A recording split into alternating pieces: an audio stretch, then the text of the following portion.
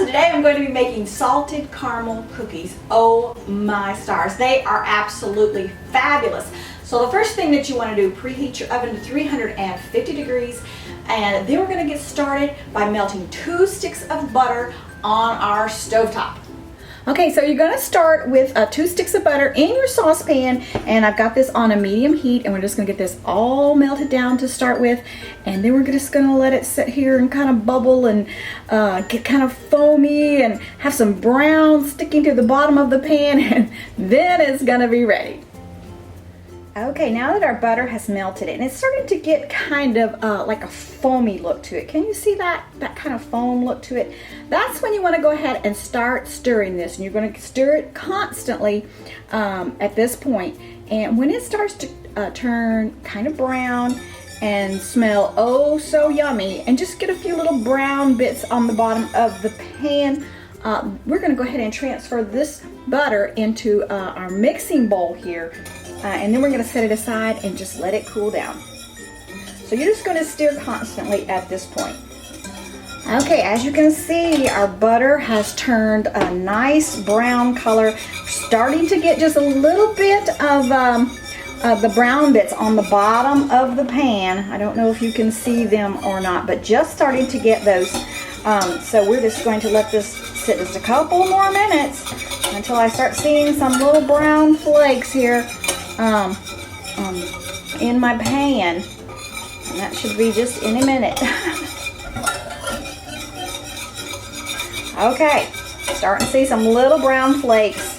All right, awesome. So we're going to turn off the stove top, and we're going to go ahead and pour this right into our mixing bowl that we're going to be using.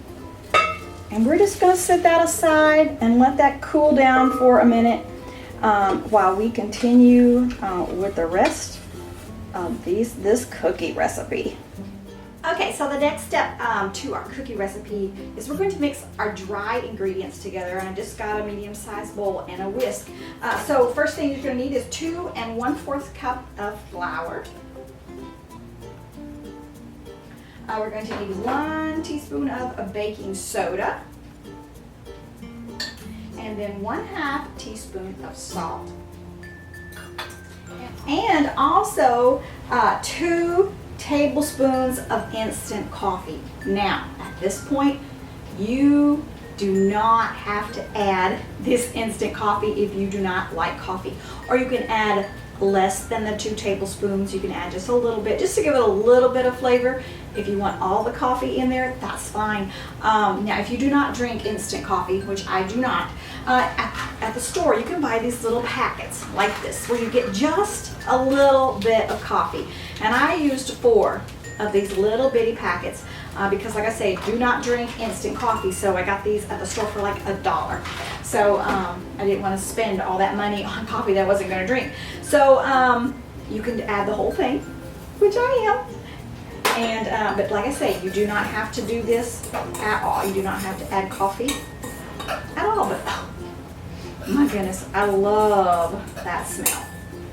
So we'll just go ahead and get started on the next part of our cookie recipe. We're just going to set this aside because we're done with this. Okay, so now we're ready to go ahead and start the next part of our cookie. In my stand mixer of the bowl, I have the melted butter.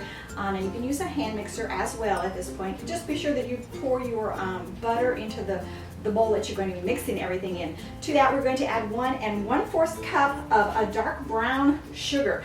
And this has been packed. And what I mean by packed is when I measure my brown sugar into my one cup, for instance, I take it and I push it down. I just pack it in there as much as I can get in that cup and then level it off. So when a recipe calls for packed brown sugar, that's what you're doing. You're just packing that in that cup as much as you can get in there.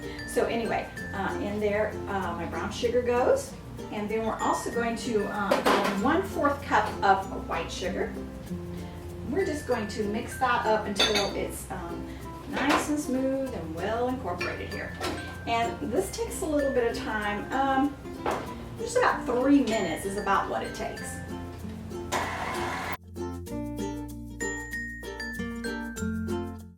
Okay, so now we're going to go ahead and add 1 tablespoon of vanilla,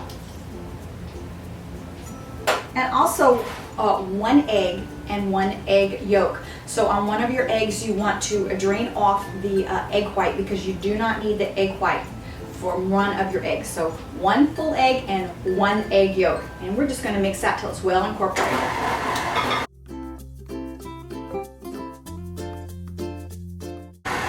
Okay, now we're going to go ahead and start adding in our dry ingredients just until it's well combined.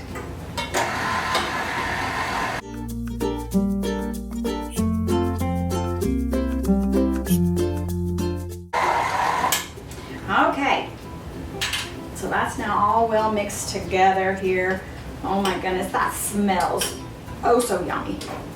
We're going to go ahead and mix in our chocolate chips. Now you can use chocolate chips, you can use chocolate chunks, you can use shaved chocolate, whatever kind of chocolate that you want to use. I'm going to use 3/4 cups of chocolate chips, and also 1 cup of caramel bites. Now you can buy the caramel bites like this in a bag, and just a lot of things that you can make with that. Absolutely love these, but they're just like little balls of caramel. So we're going to pop those in there. It's 1 cup. We're just going to mix it till it's kind of well incorporated there.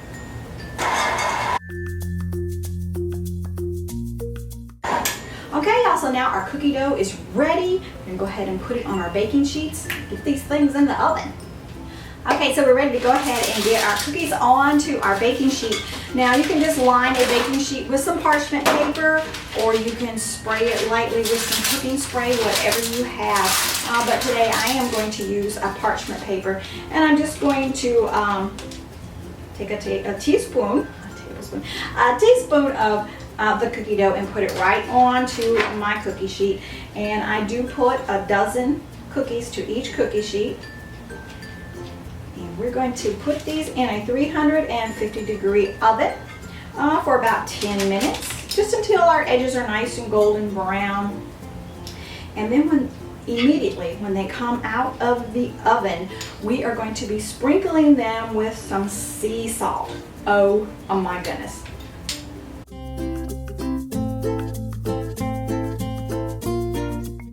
Okay, so into the oven these go for about 10 minutes. Okay, y'all, so our first batch of cookies is out of the oven, and now I'm just going to take a little bit of coarse sea salt and just put it right on top of my cookies. I've got a little grinder here. It makes it so much easier. And now you do not have to do this step if you do not want. It just adds a lot of flavor. Absolutely love this. Okay, so we just got a little bit of sea salt on each of our cookies, and oh so yummy, y'all. Oh so yummy.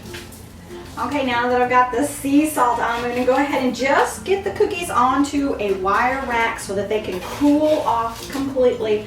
You probably do not want to bite into these cookies right after they come out of the oven, just because of that caramel and that chocolate, because that's going to be a really, really hot. So I'm going to get these on to cool. I have another dozen cookies in the oven, and this looks like it's going to make about 3.5 dozen cookies, just so you know if you need to double this recipe, or think about freezing some, whatever you need to do there. But anyway, these are smelling oh so wonderful. Okay, y'all, I hope that you will give these salted caramel cookies a try, because they really are fabulous and they smell so good. Make sure house smell oh so yummy. Anyway, y'all, I appreciate y'all watching. I'll see you again next time. Bye now.